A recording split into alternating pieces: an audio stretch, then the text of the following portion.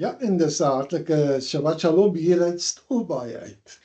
Ja, het voel vreemd om eintlik vanoggend te sê Shabbat Shalom uit Stilbaai uit, né? Ons het so heerlik reën gehad gisteraand. Eintlik bietjie chaos hier veroorsaak in ons courtyard, maar ja, heerlike sonskyn wat deurgebreek het vanoggend, so vars. Ons voel ook vars vanoggend. Ons kan voel daar's nuwe krag. As ons so na hierdie musiek luister en ek en Chris sê elke keer as daar 'n liedjie opkom, dan roep ons se naam uit, want die liedjie praat met ons vir iemand spesifiek, en ek hoop regtig dat dit met jou gepraat het as dit vir jou bedoel was vanoggend. So as jy nog nie op was, miskien toe dit vir jou bedoel was nie, ons het dit vir jou uitgeroep, ons het jou naam, het ons uitgeroep. En ek sien wat Jolande gedoen het, is sy het ook die playlist het sy vir ons gepost, so jy kan na al daai musiek daar gaan luister ook. Jy kan gerus, doen dit gerus. Sy het dit met sorg uitgesoek en vir ons aangebied, en ons wil vir haar baie dankie sê daarvoor ook. Ek wil van my kant af ook regtig 'n hartlike dankie sê vir Jolandi en vir Mariaan. In hierdie week, soos julle weet, het ons getrek en hulle twee het ons bygestaan in elke moontlike manier, en dit is net reg dat ons hulle die eer gee en die dank gee, die krediet gee van julle is werklik steunpilare, en nee, julle is nie net familie nie, julle is meer as dit, maar julle het as steunpilare opgetree en vir ons ingestaan wanneer ons gevoel het ons is swak en ons kan nie. So baie, baie dankie. Vir elke gebed ook van elkeen van julle wat opgegaan het, baie, baie dankie, ons waardeer dit. Maar ons is nou hier in ons nuwe tuiste, en ons sien uit daarna om saam met jou hierdie parasha te bestudeer. Daar's soveel, maar ek gaan nou by dit kom. Waarby ek eers wil kom, is by hierdie weergawe van Tehillim 75, die psalm wat saam met hierdie parasha gaan. Ja, ons gaan luister daarna, en dit praat baie oor Jahoua wat die regverdige regter is, né? So kom ons luister daarna.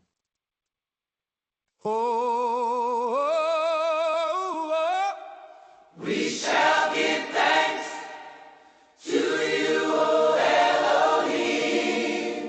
We shall give thanks, and your name is near. Your wonders shall be declared. Oh, we shall give thanks. We shall give thanks to you.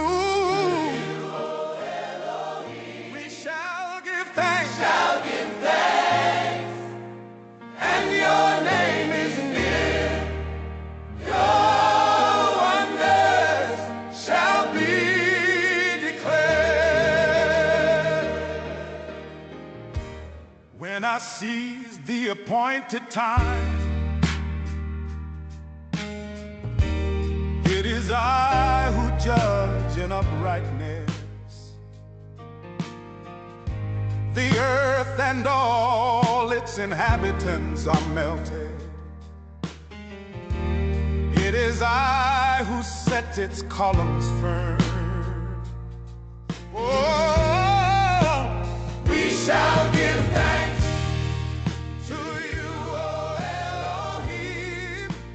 We shall give thanks, and your name is near.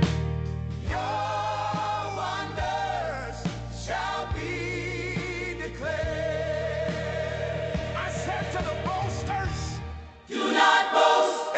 to the wrong. Do not lift up the horn. Do not lift up your horn on high. You speak with a stiff neck. Whoa. Whoa. We shall give thanks to you, O Elohim. We shall give thanks, and your name is near. Your wonders shall be declared. For exaltations are neither from the east, nor from the west, nor from the wilderness. But Elohim is the judge. He puts down one and exalts another. Oh, we shall give thanks to you, O Elohim. We shall give thanks, and your name is near. Your wonders shall be declared. For a cup is in the hand of Yahweh, and the wine shall foam. It is filled with the mixture, and he pours it out. All the wrong of the earth drink, draining it to the dregs. We shall give thanks to you, O Elohim. We shall give thanks. En dan eindig hy met, maar ek sal vir ewig verkondig. Ek wil psalm sing tot eer van die Elohim van Jakob. En ek sal al die horings van die goddelose mense stukkend breek.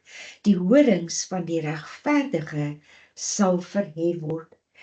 Ek hoop hierdie psalm Tehillim 75 het met jou gepraat soos wat dit hierdie week met my gepraat het regtig, en selfs hierdie lied, my man kyk vir my, wat het ek nou hier uitgekies, maar hierdie lied het regtig so met my gepraat, dat dit het vir my gevoel is lewendig, het gevoel het was regtig net vir my geskryf gewees.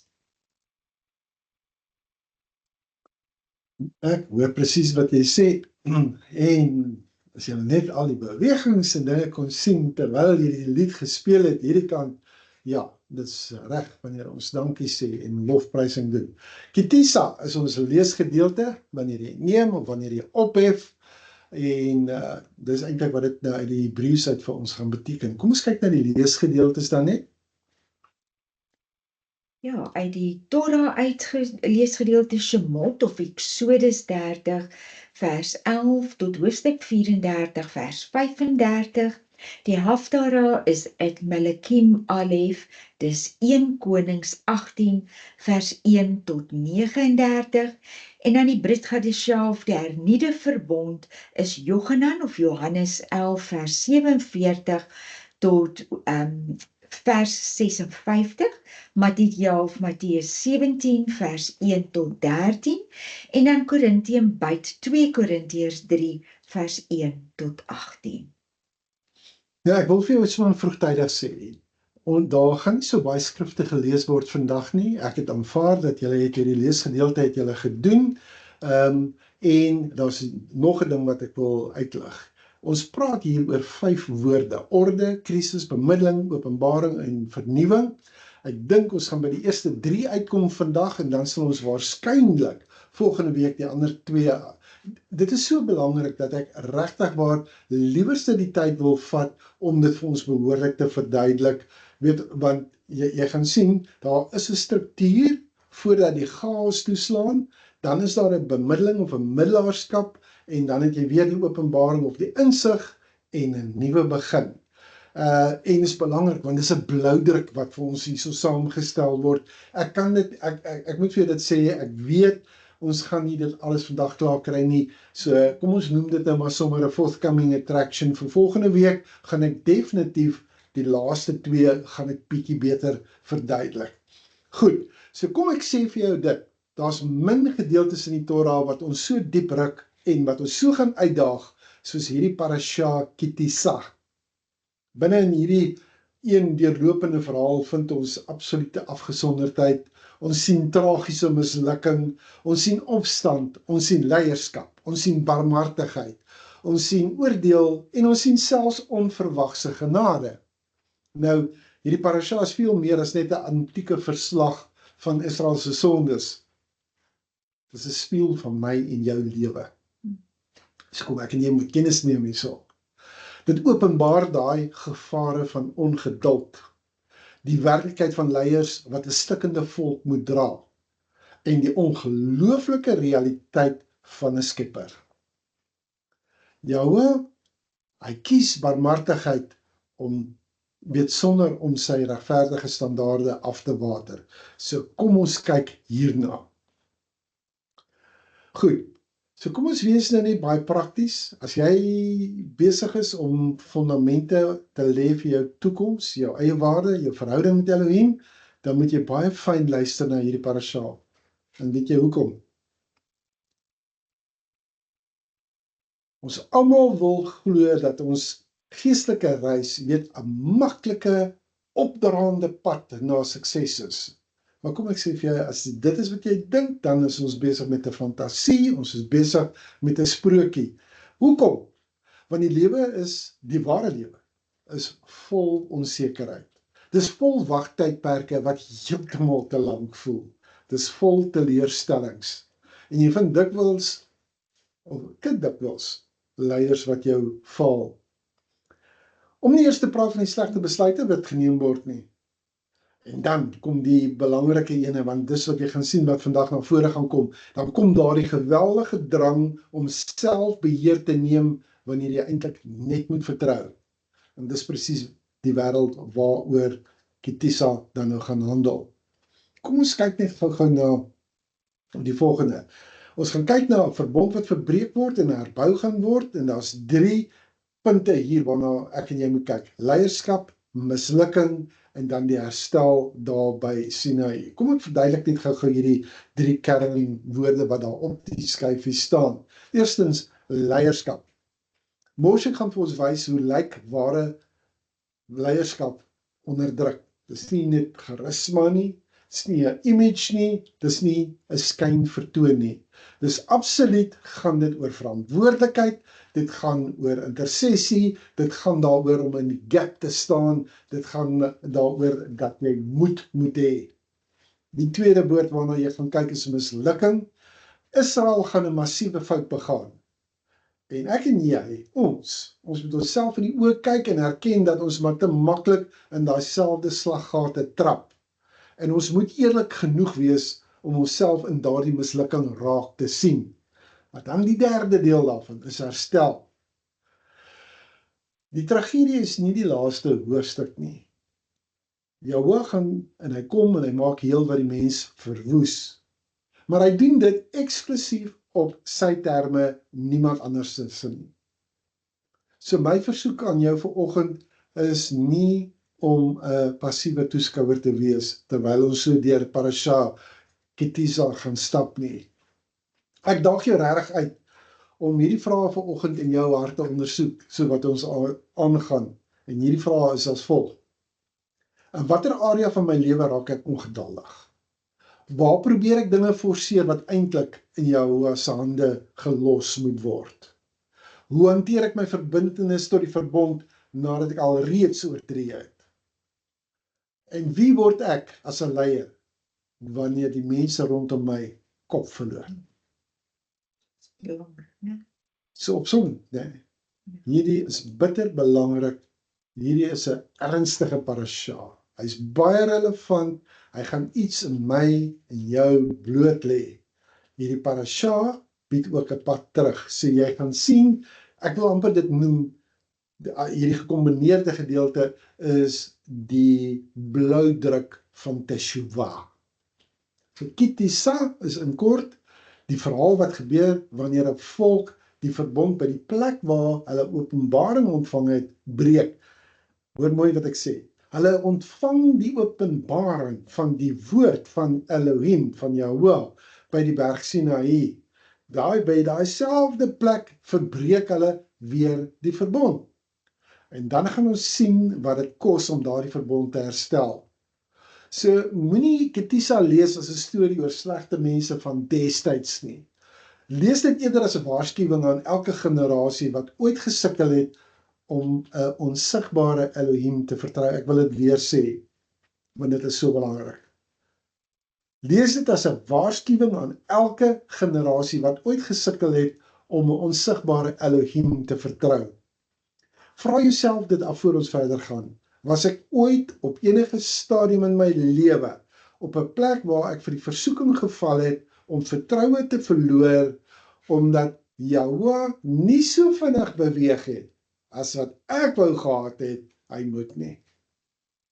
Baie belangrike vraag. Wat vernietig gemeenskappe vinniger as eksterne vyande? Wat? Wel, dis nie oorlog nie, dis nie vervolging nie. Wat ons wel vernietig, is 'n verlies aan vertroue en ongeduld. En Ketisa vertel die verhaal van hoe 'n nasie homself byna by Sinaï vernietig het. So, kom ons wees net vir 'n oomblik dood eerlik met mekaar, né? Wat is dit wat gewoonlik 'n gemeenskap vernietig? Wat is die oorsaak dat gesinne, bedieninge, vriendskappe, selfs magtige nasies verbrokkel? Die meeste mense neem aan dat die grootste bedreiging kom van buite af, die vyande, die vervolging, die regering, die vyandige kulture. Maar die geskiedenis vertel vir ons iets heeltemal anderste. Gemeenskappe word selde van buite af afgebreek, hulle verkrummel van binne af. En dis 'n ding wat die Torah vir ons oor en oor wys as 'n werklikheid. Hoe kan ek so sê? Ek kan dit sê, want Israel het Farao oorleef. Israel het slawerny oorleef. Israel het deur die see getrek. Israel het die stem van Jahoua by Sinaï gehoor. Die grootste gevaar vir Israel was nooit Egipte nie. Weet jy wat is dit? Wat was hulle grootste gevaar? Hulle eie hart. Dis absoluut, ek het 'n spreekwoord wat ek altyd sê is, trek die kringetjie om jou eie voete. Ja. So begin eers by jouself en maak jou hart skoon en ondersoek jou hart. En hou op om 'n blame game te speel om te sê, jy, begin by jou en dan kan dit uitkring. Presies, met ander woorde, en dis die les vir my en vir jou. Dit wat die grootste gevaar vir Israel se hart is, daai tyd, is die grootste gevaar vir jou hart vandag. Vir jouself, is jou eie hart. Nou, kom ons koppel nou wat ons gesê het net direk aan Ketisa. Want Parasha Ketisa speel af aan die voet van die berg Sinaï. Dink mooi daarna. Hierdie is dieselfde berg wat nog van al die openbarings gesidder en geskit het, en ek meen, daar so pas 'n verbond gesluit. Die volk het wonders gesien wat geen ander generasie in die geskiedenis nog ooit aanskou het nie. En tog, binne 'n paar weke begin daar iets binne in hierdie kamp gebeur. Die mense begin onrustig raak. Moshe het teen die berg opgegaan. Dae gaan verby. Dan weke, daar's geen teken van hom nie. Daar's geen nuus nie, daar's geen verduidelikings nie, daar's geen tydlyn nie. Dis waar die wagtyd begin om in angs te verander. Wanneer mense onsekerheid ervaar, dan verloor hulle geduld. Hulle raak onrustig. Hulle wil antwoorde hê. Hulle soek gerusstelling. Hulle soek beheer. Ek dink ons mense vandag ken hierdie gevoel maar te goed. Jy wil weet waarna toe jou lewe op pad is. Jy soek duidelikheid oor jou toekoms. Jy soek rigting oor jou roeping.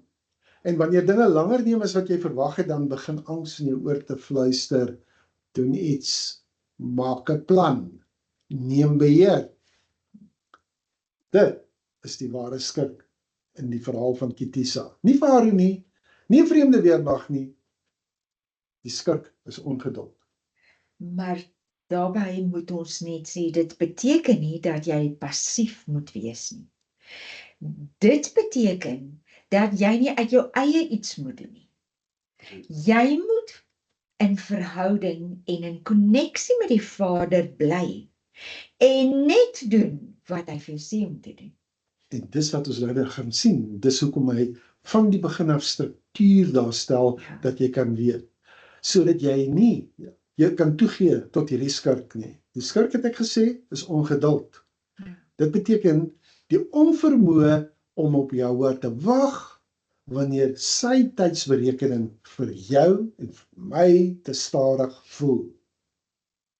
Dis dit. Ja. Nou, ek dink ons moet vir mekaar sê dat wanneer ongeduld wortel skiet in 'n gemeenskap, dis iets wat so ongemerk insluip. Baie ongemerk, maar is baie dodelik.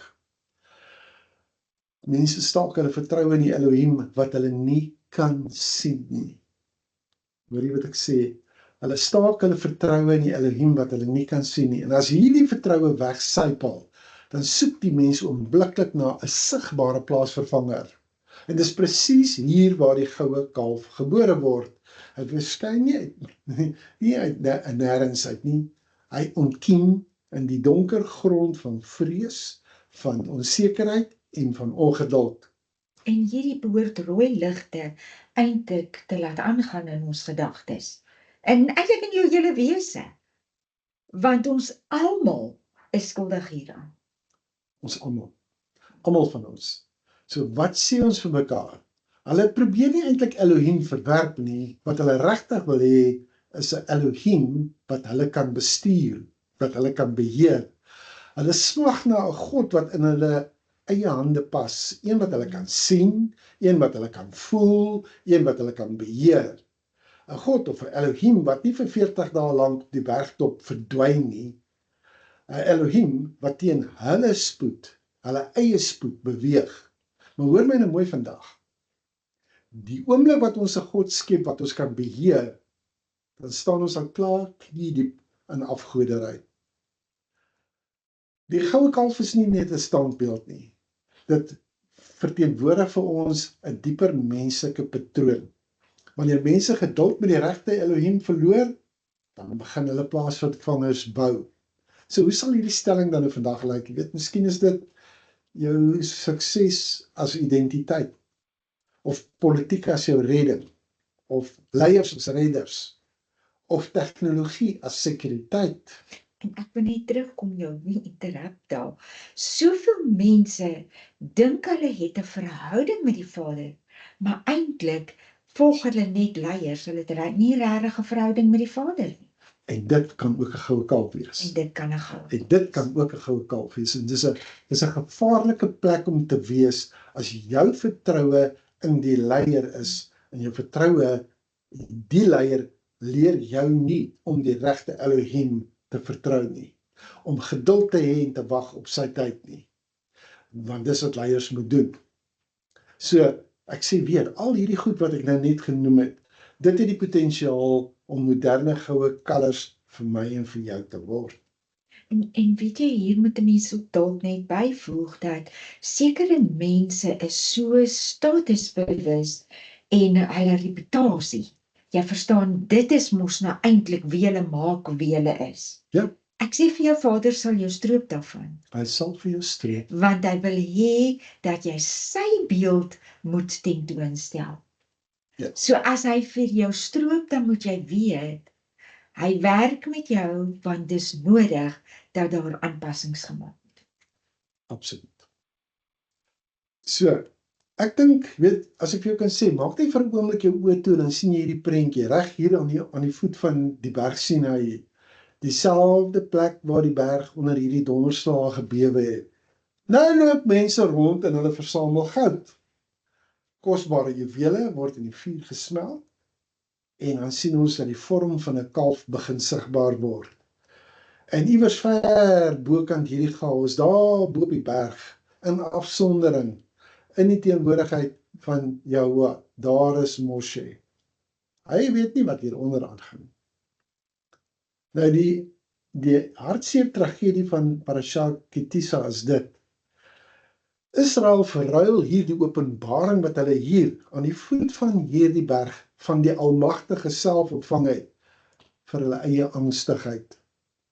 En daarom is die vraag wat Kitisa ons dwing om in die oë te kyk vanoggend, nog voor die gebeure afskop, die volgende. In watter area van jou lewe is dit vir jou tans 'n worsteling om op jou woord te wag? Is dit 'n wagtyd vir rigting? Is dit 'n wagtyd vir helderheid? Dalk wag jy vir geregtigheid? Dalk wag jy vir 'n deurbraak? Of dalk wag jy op jou roeping? Dalk wag jy vir genesing. Heeltemal. En I want what I want and I want it now. Weet daai tipe van ding. Want ek wil hê in my hart hoor vanmôre, as jy die vermoë verloor het om te wag, gaan jy naderhand jou eie goue kalf aan mekaar slaan. Die grootste vyand van ons geloof is nie weerstand van buite af nie. Dis die ongeduld wat ons het met die horlosie van Jahweh. Dis ongeduld. En as jy nie kan wag nie, gaan jy uiteindelik daai goue kalf bou. Jy gaan hom bou. So op hierdie punt in die verhaal het Moshe teen die berg opgestap, hy het die instruksies van die verbond gaan ontvang, die volk bly daaronder, en wat veronderstel was, om 'n tydelike afwesigheid te wees, begin al hoe langer uit te rek. Nou, ek wil hê jy moet verstaan, hier gaan 'n ding groei. Dis iets wat groei, maar dit moenie groei nie, en dis menslike ongeduld. So ek gaan vir jou 'n paar punte nou gee, want jy gaan nou sien, die Torah sê vir ons, Moshe was 40 dae, 40 nagte op die berg. Vir ons het daai getal natuurlik vandag al 'n simboliese betekenis, maar jy weet, ons ken die verhaal. Maar verbeel jy net vir 'n oomblik, jy is daar by hulle in die kamp, daai tyd, daar's geen kommunikasie nie, daar's werklikbaar geen boodskapper wat van die berg afkom nie, daar is nie 'n tydlyn nie, al wat vir jou oorbly is om te wag. En vir die volk daaronder voel hierdie 40 dae absoluut nie simbolies nie, dit voel vir hulle na pure onsekerheid. Nou wil ek hê jy moet na die sielkundige verskywing hier kyk, die impak wat dit het.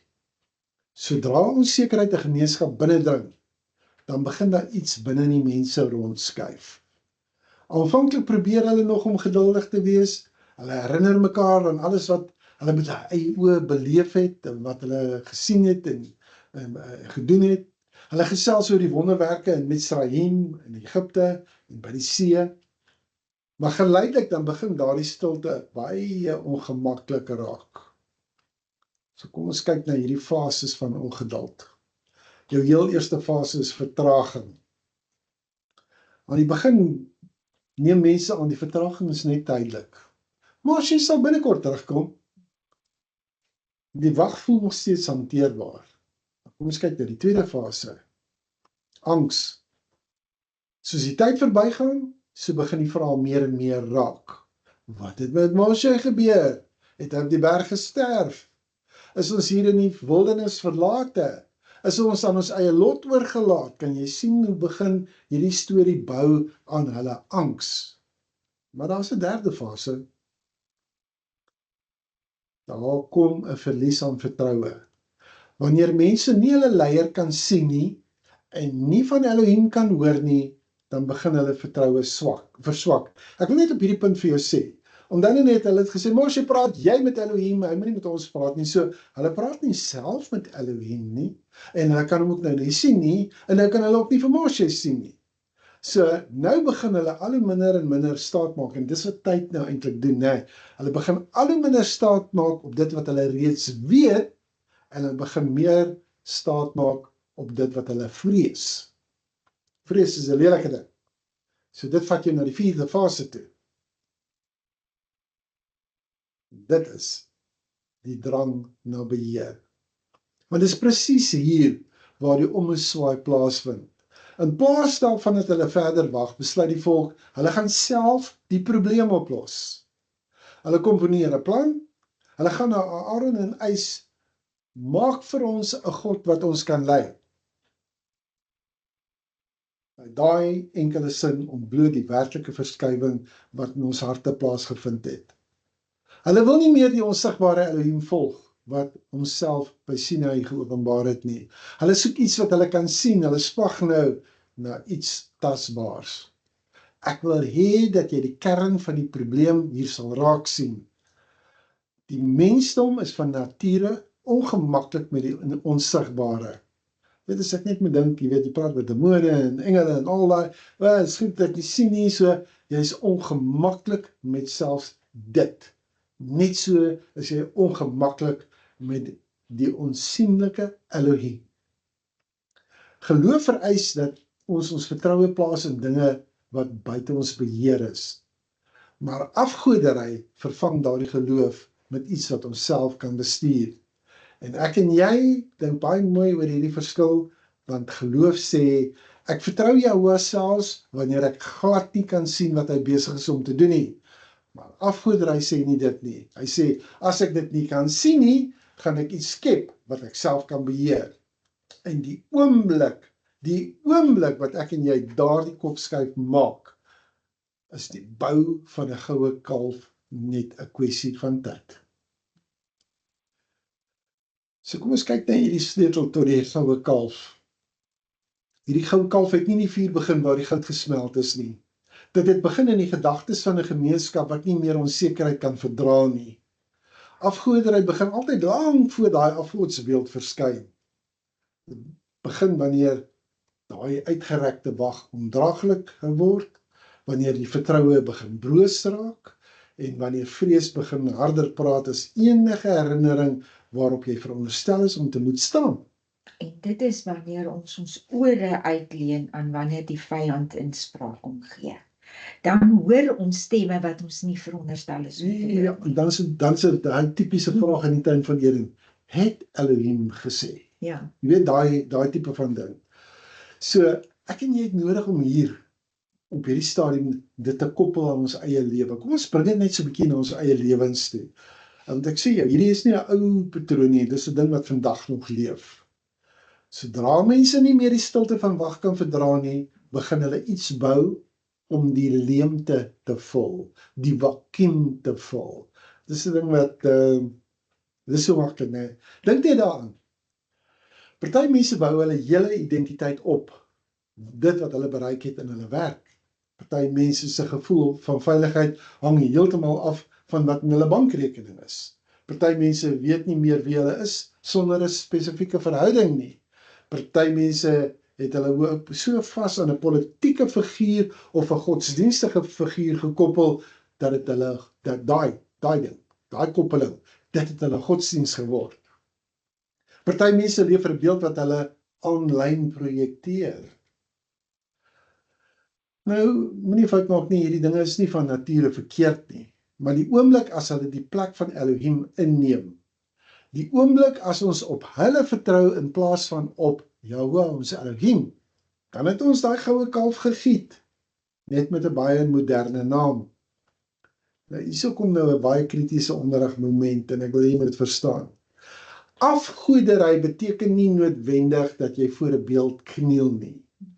Afgoderry beteken dat jy iets wat jy kan sien meer vertrou as die Elohim wat jy nie kan sien nie. Kan ek dit weer sê? Dit weer sê. Ek wou net sê. Ja. Afgoderry beteken nie noodwendig dat jy voor daai beeld kniel nie. Ja. Afgoderry beteken dat jy iets wat jy kan sien meer vertrou as die Elohim wat jy nie kan sien nie. Weet, die skrifgie gaan altyd by my opkom en dit is in my infused in my, soos hulle in Engels sal sê, nee. How Yahuwah anointed Yeshua of Nazareth with the Ruach and with power. How he went about healing all that was sick and oppressed of the devil, for Elohim was with him. Het ons gesien dat Jesus stap Yeshua en daar is Yahuwah, die onsienlike was met hom. Dis presies hoekom Ketisa nie net 'n ou storie is nie. Dis 'n spieël vir my en vir jou. As jy eerlik kyk, dan sien jy jouself daarin. So hier is die vraag. Nie vir jou buurman nie, vir jou. Hier is die vraag.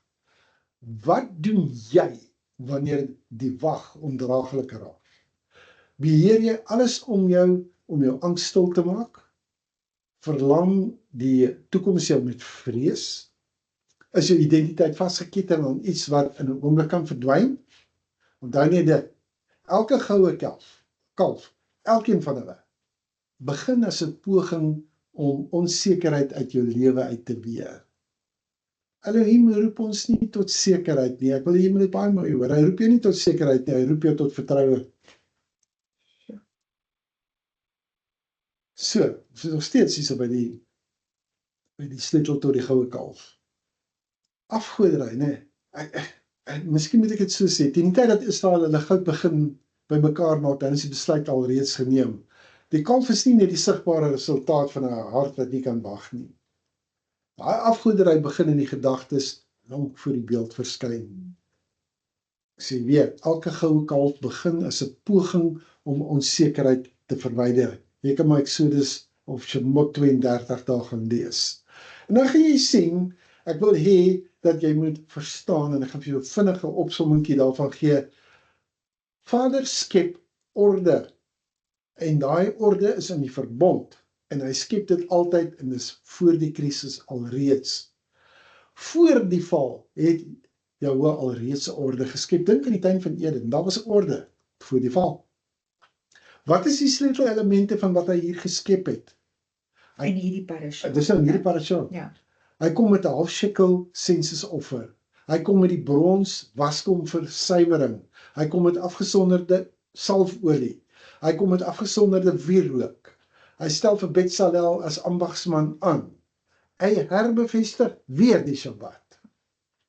Jy kan sien, afgesonderdheid vereis 'n struktuur. Dit vereis ruimte. Dit vereis werk en dit vereis tyd. So dis wat hy gaan doen, hy gaan hierdie struktuur vir ons daar stel, en dis presies wat hy gedoen het. So, hier sien ons dan nou, as ons die hele parasha gaan lees, is dat voordat Israel in mekaar tuimel, dan kom Jahwe en hy bou met 'n uiterste noukeurigheid die struktuur van die verbondslewe wat hy van my en jou verwag, dit bou hy op. En nou moet ek en jy weet, ons is op pad na die goue kalf, en hier gaan 'n paar skokke vir jou kom, maar moenie vooruit hardloop nie. Want die Torah wil hê, jy moet eers iets anders sien. Jahwe het nie die mense sonder 'n padkaart gelaat nie. Hy het 'n volledige stelsel gebou. Mense, hy het 'n absolute volledige stelsel gebou. 'n Raamwerk vir hoe hulle moet leef, hoe hulle moet aanbid, en hoe hulle verbind bly aan hom. Dis daar, hy gee dit vir hulle. Net so. Nou kom ons kyk na die halfsikkeloffer. Die ryke moet nie meer en die arme moet nie minder as 'n half shekel bring nie, as hulle die offergawe van Jahwe gee, om vir julle siele versoening te doen. Weer eens, wat sê hierdie halfsikkel offer? Daar's 'n gelykheid voor Elohim. Elke persoon gaan dieselfde bedrag gee, die miljonair en die bywoner, hulle staan gelyk voor Jahwe. Jy kan, daar sien jy dit op jou skerm, daar staan dit. Jou rykdom koop nie vir jou ekstra status voor die Allerhoogste Almagtige nie. Elke lewe, elke siel behoort eweveel aan hom. Kom ons kyk na die bronswaskom. Jy moet ook 'n koperwaskom maak met sy kopervoetstuk, om in te was, en sit dit tussen die tent van byeenkoms en die altaar, en gooi water daarin, dat Aaron en sy seuns hulle hande en hulle voete daaruit kan was. En hieruit is ons begrip van as ons in die teenwoordigheid van Vader kom, dan kom ons nie voordat ons nie gebad het nie. Nie vir Of ons dat ons dan ten minste hande was hande en voete oor was. Shabbat nie. Ja, want jou hande is jou dade, jou voete is jou weë. So, weer eens, waarvoor staan hierdie bronswaskom? Is jy moet 'n reiniging hê voordat jy tot hom nader. Die priesters was nie toegelaat om sommer net aan te stap na die afgesonderde dienste nie. Hulle moes was, hulle moes voorberei. Dis 'n ononderhandelbare beginsel. Afgesonderdheid vereis voorbereiding. Jy nader nie tot die Allerhoogste so asof jy 'n winkel binne stap nie. Jy doen dit net nie so nie. En party doen. Jy sien, dis wanneer ons begin om te familiêr te raak en nie genoegsaam die eer en die ontsag. Ek meen, Jehovah vra, waar is die eer wat my toekom? Hy vra dit. So, waar is die ontsag wat my toekom? Dis ons moet tot hom moet nader. So ja, jou hande en jou voete was. As jy dit kan doen op 'n Shabbat, dan doen jy dit op die Shabbat. Goed, dan kom ons by die salfolie en die wierook. En maak daarvan afgesonderde salfolie 'n salfmengsel soos 'n salfmenger dit maak. Afgesonderde salfolie moet dit wees. Daarmee moet jy dan die tent van byeenkoms salf en die ark van die getuienis en die tafel met al sy gereedskap en die kandelaar met sy gereedskap en die reukaltaar en die brandofferaltaar met al sy gereedskap en die waskom met sy voetstuk. So jy sien nou, hier gaan dit oor die salfolie en die wierook. Verder het Jehovah vir Moshe gesê, neem vir jou speserye en die reukwerk wat jy moet maak. Na dieselfde voorskrif mag julle vir julle nie maak nie. As iets afgesonderd aan Jehovah moet dit vir jou wees. Elkeen wat so iets maak om daaraan te ruik, moet uit sy volksgenote uitgeroei word. Weet jy wat, ek dink hierdie is 'n bitter belangrike ding. Want daar's baie mense wat nie verstaan dat hulle nie sommer net enige salfolie en enige wierook sommer net kan vat en dit wil afsonder nie. En baie versigtig wees dat jy nie hierdie mitzvot oortree nie. As jy hierdie mitzvot oortree, dan is dit asof jy dit minag, nie behoorlik nakom nie. So jy kan sien daar's so 'n definitiewe afgesonderde of 'n heilige onderskeiding. En dan net hierdie formules was nie vir enigiemand anders beskikbaar nie. Dis nie vir private gebruik nie, daar mag nie namaaksels wees nie, uitsluitlik vir jou, want alles wat afgesonderd is, behoort tot hom. Dit gee vir jou die onderskeiding wat betekenis daaraan gaan gee. Maar kyk na hierdie ene. Vakmanne, geesvervulde vakmanne. En ek wou hê ons moet hierdie lees, want hier is 'n baie belangrike beginsel wat hier uitkom. Verder het Jehovah met Moshe gepraat en gesê, kyk, ek het Betsebel, die seun van Uri, die seun van Gur, van die stam van Jehuda, by sy naam geroep, en ek het hom vervul met die gees van Elohim, met wysheid en verstand en kennis en bekwaamheid vir allerlei werk, om kunstige planne uit te dink, om dit uit te voer in goud en silwer en koper, en deur snywerk en stene wat ingelê moet word, en deur houtsnywerk, om werksaam te wees in allerlei werk. En kyk, ek het hom Oholiab bygegee. En hierdie prent het ons op nommer 99 gaan soek, die wat in 2023 saam met ons Sukkot gevier het, sal hierdie prentjie baie duidelik onthou, dit was die tema van 2023, is 'n Sukkot gewees. Prentpraat boekdele, nee. Absoluut. Want jy sien, Betsalel word hier so deur jou afgesonder en gevul met die gees. Waarvoor het hy hom gevul met sy gees? Nie om 'n toespraak te lewer nie, maar om te bou, om te kerf, om te weef, om te skep. En daarmee bevestig Elohim iets wat baie van ons nog nooit reg gekry het om te glo nie. Jou vaardigheid, jou hande, jou kreatiwiteit, dit is ook 'n roeping. Dit is ook afgesonderd tot Jehovah. Dit is juis afgesonder. Jy sien, en daarmee wil ek nou vir jou sê, daar's baie vakmanne wat dink, hoor jy, ek kan nie so praat soos wat jy praat nie, weet, ek kan nie so verduidelik soos wat jy verduidelik nie. Kom ek sê nou vir jou hande, dit wat Vader jou in vaardig gemaak het, is ook afgesonderd tot hom. As jy so begin kyk daarna, dan sê jy besef hoe belangrik dit is wat jy doen, want dis jou roeping. Begin dit hanteer soos jou roeping. En dan natuurlik, herinner jou, dis nou nog voor die goue kalf hierdie, né? Dan herinner hy hulle om die Sabbat te hou. Dis net voor alles uitmekaar uitval, net voor die krisis, dan herinner Jahwe sy volk aan die Sabbat. Nie as 'n reël nie, as 'n teken, as 'n merker van die verbond tussen hom en hulle. Jy sien, die Torah vestig hierdie afgesonderde tyd voor hierdie afgesonderde ruimte. Met ander woorde, die lank en die kort van hierdie hele storie is, op Sabbat bou jy nie eers aan die tabernakel. Dis die lank en die kort daarvan. Op Sabbat rus jy en jy kom in die teenwoordigheid van Elohim. Maar jy bou nie in die tabernakel nie. Jy doen nie daai konstruksiewerk nie. Dan kan jy nou sien hoe doelbewus en hoe So wat jy nou eintlik sê is, die verbond kom voor konstruksie. die verbond kom voor konstruksie en dis hoe doelbewus en sorgvuldig Vader elke aspek van ons verbondslewe uitgelê het. En dit sal maak dat jy dan nie in 'n tragiese verval kom nie.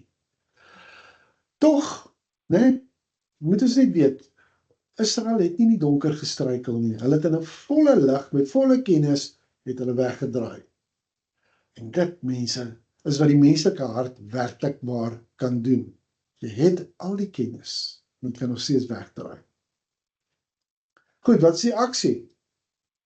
Wat is die aksie wat ek hier gaan vra? Is jou geestelike lewe gestruktureer rondom dissipline en toewyding, of verwag jy dat geloof sonder struktuur sal groei? Want geloof sonder struktuur oorleef selde die druk. Ek weet dit, jy weet dit, ons sien dit nou hier by die goue kalf. Voordat Israel hierdie goue kalf bou Jahwe eers hierdie verbondsraamwerk wat ontwerp is om hulle te beskerm. Hy gee dit vir hulle. En kan jy sien, hulle kan wegdraai daarvan. Dis 'n wilsbesluit, dis 'n hartsbesluit. Jahwe lei sy volk nie deur verwarring en chaos nie. Hy skep stelsels, hy vestig ritmes, né? Hier is die leierskapsles hieruit wat ek en jy moet leer. Hy verdeel die verantwoordelikhede. Hy bou 'n raamwerk, maar binne sy volk kan floreer. Hy wil hê jy moet floreer. Hy wil hê ek moet floreer. Nou kom ek verduidelik waarom hierdie stelsels belangrik is. Want 'n gemeenskap wat net op emosie funksioneer, en ek wil vir jou dit sê, daar's kerke wat net op emosie funksioneer, né? Dis 'n gemeenskap wat net een swaar seisoen ver weg van algehele instorting is. Sterk gemeenskappe benodig patrone. Hulle moet gewoontes en strukture hê wat hulle gedrag gaan rig wanneer die gevoel nie meer daar is nie. Kyk net wat die Torah self hier doen. Shabbat orden die week. Dit gee afgesonderde ritme aan tyd. Die offers orden aanbidding. Dit gee rigting aan hoe jy voor Elohim verskyn. Priesters orden die diens. Dit gee duidelikheid oor wie is verantwoordelik vir wat. Die Mishkan orden die afgesonderde ruimte. Dit sê, hier woon Elohim onder ons. Elkeen van hierdie dinge wat ek nou vir jou genoem het, is 'n stelsel. Nie koud nie, nie onpersoonlik nie, maar dit is genade in sy mees praktiese vorm. So, hoekom is dit vir leierskap belangrik? Kom ek verduidelik. As 'n gemeenskap wag totdat 'n krisis verskyn, voordat hulle 'n struktuur skep, dan is dit reeds te laat. In elke geslag, mense, is dit die taak van die leiers, dis nou jy, in jou huis, in jou gemeenskap, in jou gemeentes, om stelsels te skep wat mense help om getrou te bly. Nie net wanneer alles goed gaan nie, juis wanneer dit moeilik word. Maar kom ons kyk na 'n baie ongemaklike waarheid. Torah wys ons ook iets wat ons nie maklik kan ontsnap nie. Geen stelsel. Nie is die stelsel wat Jahwe geskep het nie.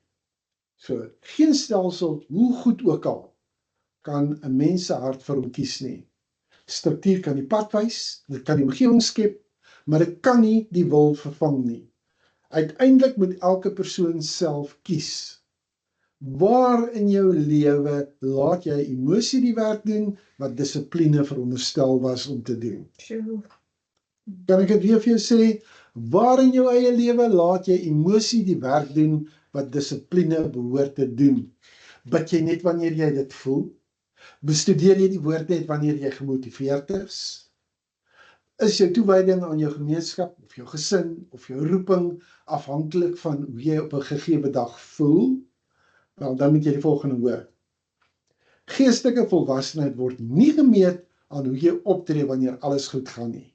Dit word gemeet aan hoe jy optree wanneer al die emosie weg is en dissipline, alles wat oorbly. So die raamwerk vir hierdie verbondslewe was volledig in plek gewees. Elke stelsel is gebou. Elke ritme was vasgestel. Elke verantwoordelikheid was toegewys. Die tragedie van Kitisa is nie dat Israel nie dit geweet het nie. Hulle het geweet. En hulle het steeds gekies om die pad te verlaat. Ek sê vir jou, ware leierskap bou stelsels voor die krisis. Nou kom ons kom nou hier by die goue kalf. Want dit is die krisis. Dis die krisis wat nou kom. Jy het nou gehoor. Jou het vir jou alles gegee dat jy nie hierdie krisis hoef te gehad het nie, jy kon dit vermy het. Onthou nou net, want wanneer jy teshuwa gaan doen, gaan jy terugkeer na die stelsels toe. Wanneer jy by jou goue kalwe dit seer gekry het, wat ook al daar gebeur het, en jy weet, al wat vir jou oorbly is, en jy vir jouself sê, you still reign and you still well. Dis wanneer jy terugkeer na die stelsels wat hy geskep het daar. Nou, wat sien ons hierso in Shemot 31 vers 18 tot 33 vers 11? Dis 'n hele storie oor hierdie goue kalf, want dis waar die krisis inkom. Moshe vertoef op hierdie berg, die mense raak paniekerig, nou eis hulle 'n sigbare God. En Aaron skep hierdie goue kalf. Maar dis nie net heidendom wat so uit die lug uit geval het nie. Hierdie is 'n krisis van vertroue. So, kom ons kyk nou na die volgende, na hierdie spesifieke plek in die verhaal waar alles begin in mekaar val. Moshe is nog steeds daar in die wolk, hy is nog steeds in die berg, hy is nog steeds in die teenwoordigheid van Jahwe om te ontvang wat die volk nie kan alleen kry nie. Maar ondertussen, daaronder in die laar, gebeur iets anderster. Onsekerheid begin soos 'n stil vloed deur daai gemeenskap beweeg. En dis vrees. Hulle weet nie of hy sal terugkom nie. Niemand het vir hulle gesê hoe lank dit sal duur nie. Elke dag wat verbygaan sonder 'n woord, sonder 'n teken, sonder terugkeer, dit verdiep net die angs. Stilte kan 'n gemeenskap vernietig as hulle hart nie in die struktuur geanker is nie. En dan sien ons hierdie keerpunt, dan gebeur hierdie ding. Die volk trek saam na Aaron toe en hulle sê iets wat alles sê wat jy moet weet oor die toestand van hulle harte. Maak vir ons 'n God wat voor ons uit sal gaan.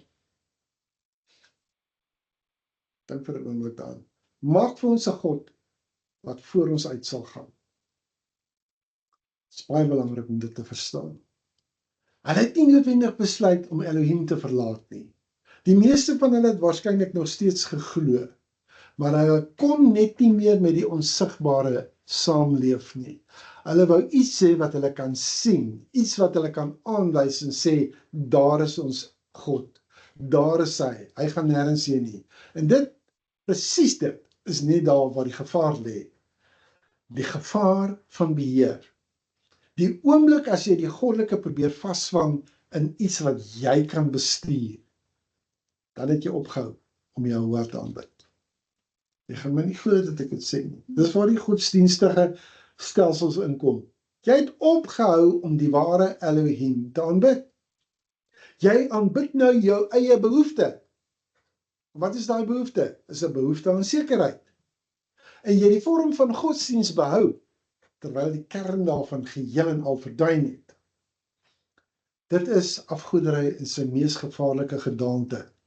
Want dit lyk vir my en vir jou nog steeds na geloof. So nou moet ek jou reguit vra. Wat doen jy wanneer die lewe onseker word en die hemel stil is? Vertrou jy? Al sien jy niks? Al voel jy niks? Al hoor jy niks? Of begin jy stilletjies aan jou eie plan werk? Begin jy jou eie sekerheid bou? Dan moet jy maar die volgende baie duidelik hoor. Die goue kalf begin nie met goddeloosheid nie. Dit begin met 'n mens wat besluit het, ek kan nie langer in hierdie onsekerheid bly nie, ek moet iets doen. Het jy gesien? Me, myself en I, ek noem hulle die onheilige drie-eenheid. Nee? Dis vrees vir die bekende, dis die vrees vir die onbekende wat Israel uiteindelik dryf om iets te skep wat hulle in hulle eie hande kan hou. En dis presies ook waar ek en jy struikel. Dieselfde plek. Aaron vra vir die goud, die volk bring dit sonder huiwering, dit word gesmeld, gegiet en hierdie kalf verskyn. So vinnig, so maklik, so gereed was hulle harte daarvoor. Klink eenvoudig, nee. Maar wat hier gebeur is alles behalwe eenvoudig. Hierdie simboliek is nie onskuldig nie. Hierdie kalf is nie 'n toevallige keuse nie. Weet in die wêreld waarin Israel geleef het, die antieke nabye Ooste, was 'n bul en 'n kalf kragtige simbole. Die gode van Mitsraim, van Kanaan en die ander omliggende nasies, hulle is dikwels deur hierdie diere uitgebeeld. En nou kom Israel. Die bul en die kalf, né? Ja, Hulle verteenwoordig krag, goddelike mag, as ek so kan sê. die eerste letter van die Hebreëse alfabet is die alef. Nee, lyk so. Maar die Mitsraim se gode ook. Presies ook so. Ja, Presies net so. En dan leen Israel dieselfde simbool. exact. En hulle gebruik hier dieselfde beeldtaal, dieselfde vorm. En dit is altyd hoe afgoderry werk. Dit lyk so bekend. Jy voel so vertroud daarmee. Dit pas so in. Dan die oomblik wat alles verander. Die oomblik wat jou asem wegslaan. Want die volk gaan staan voor hierdie goue ding en hulle sê hardop die volgende: Dit is jou God, o Israel, wat jou uit Mitsraim uitgelei het. Verstaan mooi wat hier gebeur. Nie eeue later nie, weke later. Hierdie is die mense wat gesien het hoe die see oopgaan, hulle deur die droë grond gestap, hulle het gesien hoe die magtigste leer op aarde in die water verdrink. Jahwe het dit gedoen, hulle was daar, hulle het dit gesien, en nou staan hulle voor iets wat uit hulle eie goue oorbelle gemaak is, en hulle skryf daardie verlossing aan hierdie ding toe. Dis nie vergeetachtigheid nie. Dis 'n aktiewe herskrywing van die werklikheid. Dis 'n diep verraad. Hierdie herskrywing van die werklikheid. Mense, dis hoekom jy versigtig moet wees om nie dinge in die skrif in te lees wat nie daar staan nie.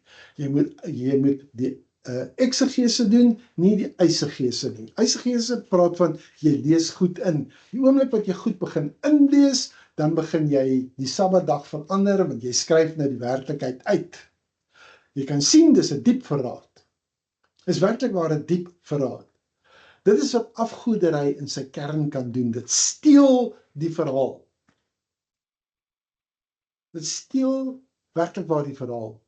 Dit neem die werklike lewende dade van Jahwe, die deurbreking, die redding, die genade, en dit vervang dit met 'n storie wat die mens in die middel daarvan sit. Die herinnering aan dit wat Jahwe gedoen het, dit word uitgewis. En hierdie illusie neem sy plek in. En dan kom hulle met 'n viering, wat dit net nog erger maak. Daar's offers, daar's kos, daar's drank, daar's musiek, daar's 'n volledige godsdienstige fees. Dit rondom 'n afgod.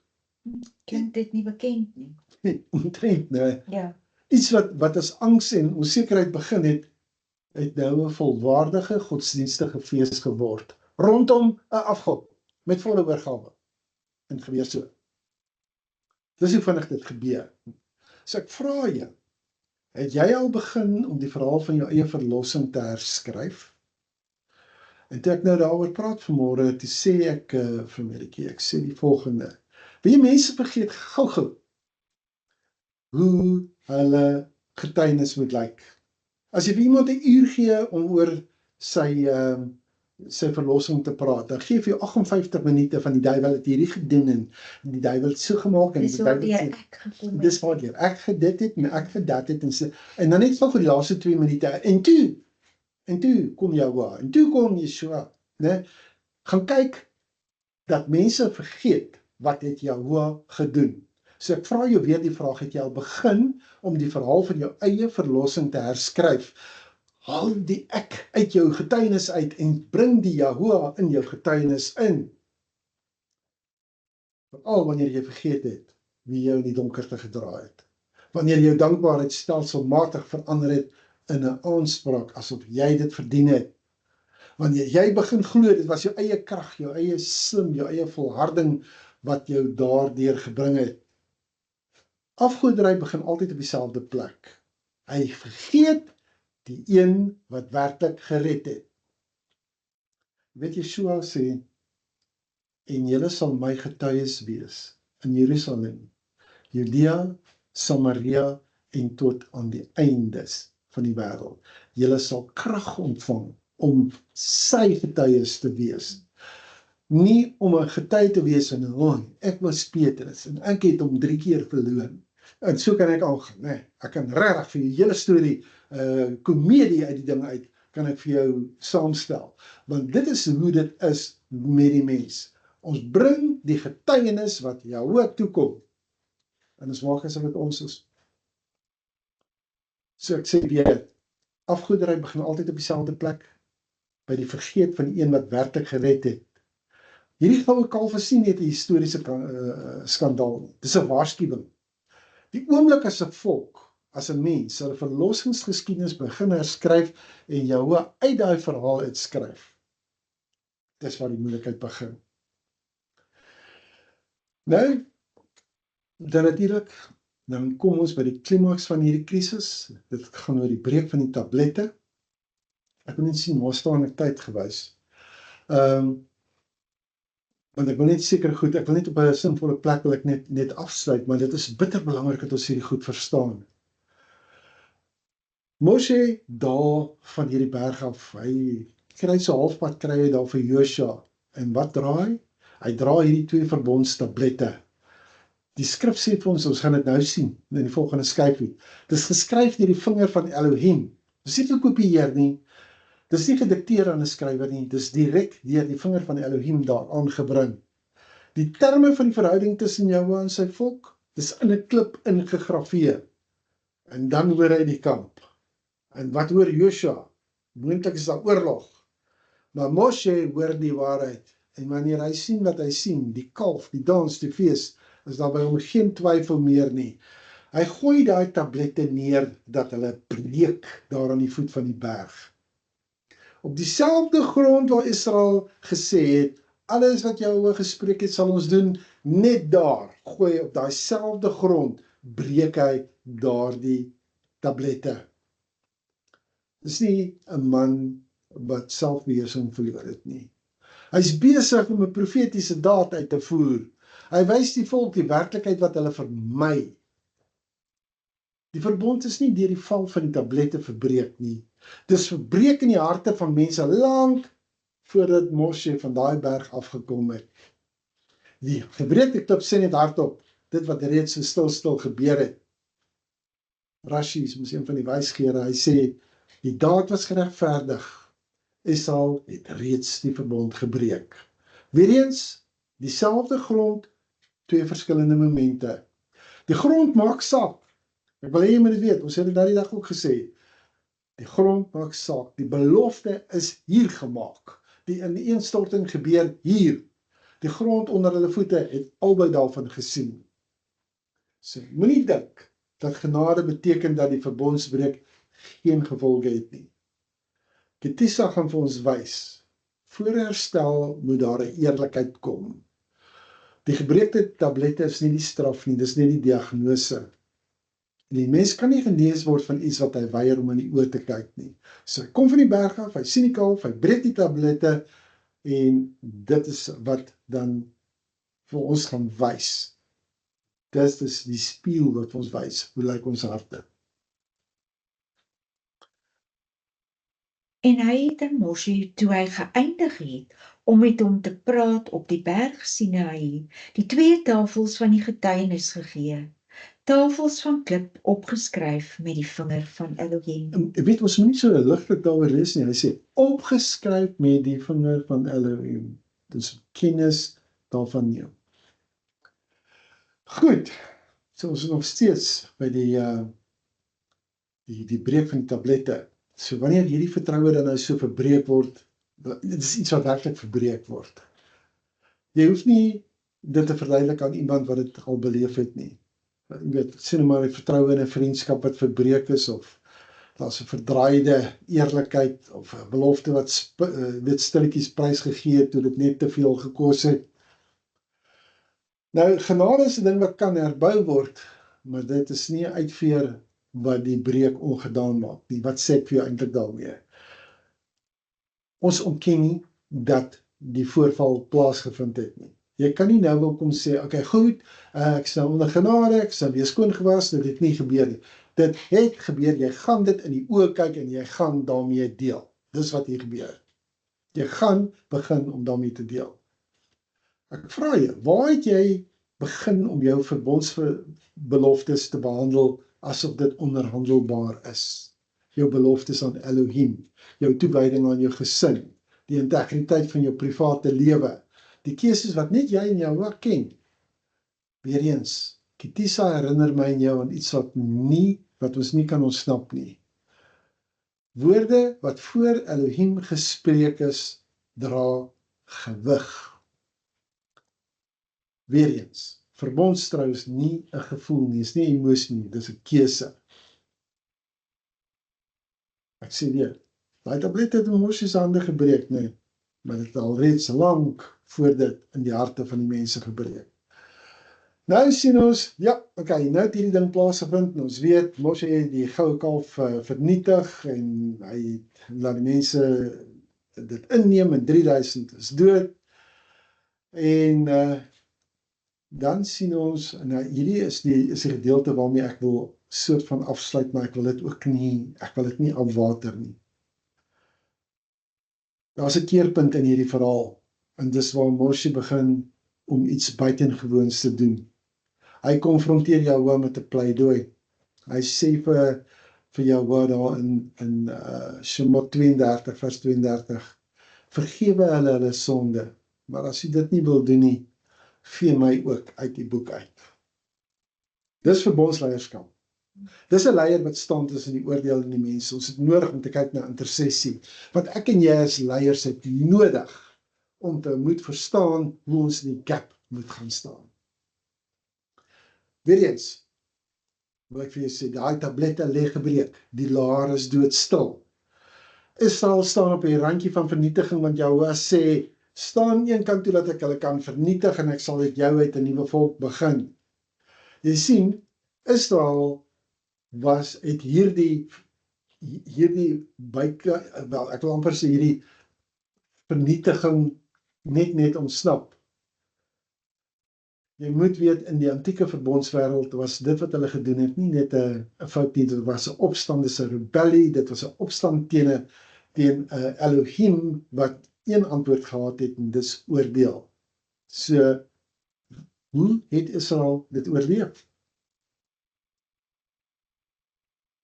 Jy sien, hierdie is die oomblik wat hierdie hele verhaal kon geëindig het. As Moshe stil gebly het, as hy net stil gebly het, sou ons dalk nie vandag hierdie verhaal vertel het nie.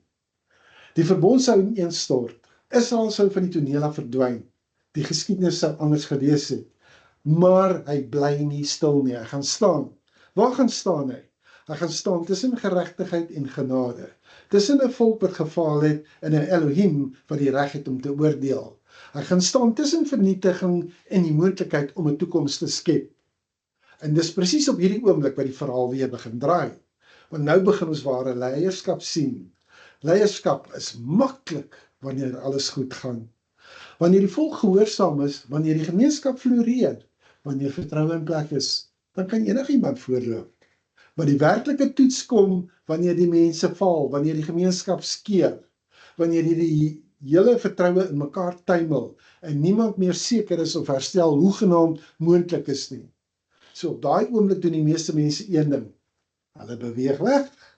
Hulle beskerm hulle self. Hulle distansieer hulle self. Nie Moshe nie. Hy beweeg nader. Hy stap in die krisis in. Dis iets wat vandag nog gebeur. Elke geslag ken hierdie oomblik. Gesinne wat worstel, vriendskappe wat breek, leiers wat teleurstel, gemeenskappe wat in mekaar tuimel onder die gewig van die mense se foute. En elkeen van die oomblikke gee vir jou die maklike keuse om te sê, hierdie is nie my probleem nie. Hulle het dit oor hulle self gebring, maar Moshe wys ons iets anders. Hy wys vir ons hoe lyk 'n werklike leier? Hy sê, ek staan hier. Ek is in die gape. Ek moet staan hier tussen jou en dit wat op pad is na jou. En dit wat op pad is na jou, is die moeilikheid wat jy gemaak het.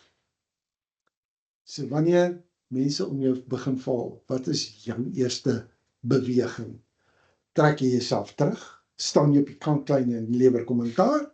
Of beweeg jy in? Gaan jy begin dra? Gaan jy begin herstel? Gaan jy in hierdie gaping staan? Want verbondsgemeenskappe oorleef nie omdat mense nooit val nie.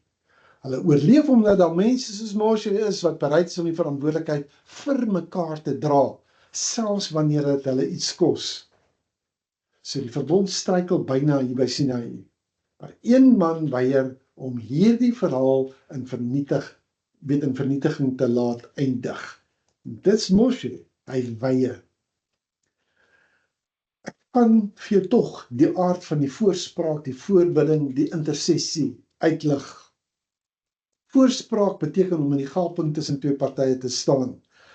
Moshe plaas homself tussen 'n goddelike oordeel en 'n falende nasie.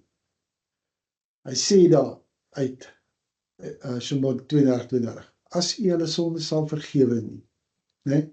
So Moshe beskerm nie sy eie posisie nie. Hy sê nie straf hulle, maar spaar my nie.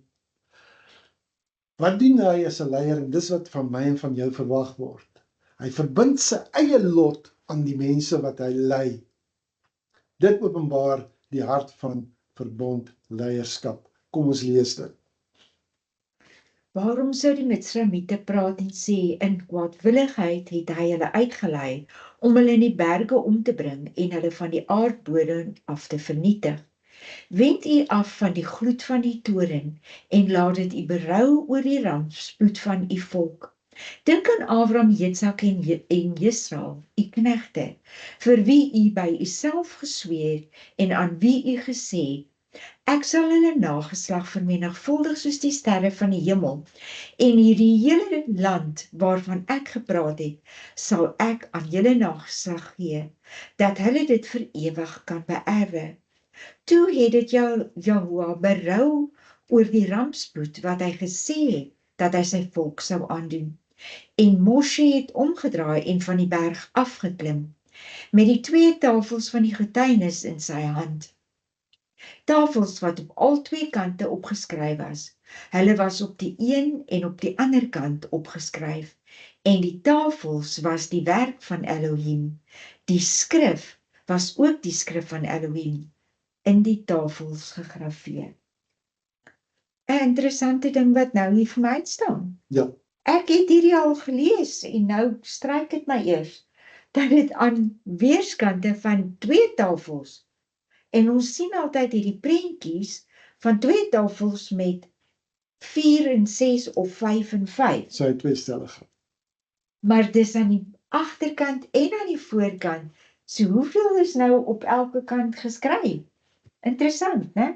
Baie interessant. Ja. Maak het baie interessant vir ons. So, wat sien ons doen hy eintlik hierso? Moshe. So, hy rig weer 'n uitdaging tot Jahoua. Maar as ek sê hy rig 'n uitdaging, hy het 'n boldness wat oor hom kom. As u teenwoordigheid nie met ons saamgaan nie, dan is dit die volgende krisis. Jahoua sê ek gaan vir julle engel gee om saam met julle te gaan. Hy sê as u teenwoordigheid nie saam met ons gaan nie, lei ons nie van hier af op nie. Moshe verstaan iets krities, en ek en jy moet ook verstaan. Israel sonder die teenwoordigheid van Jahoua is net nog 'n nasie. En dit is op hierdie punt wat ek nou gaan stop, en dan gaan ek volgende week aangaan met deel 2.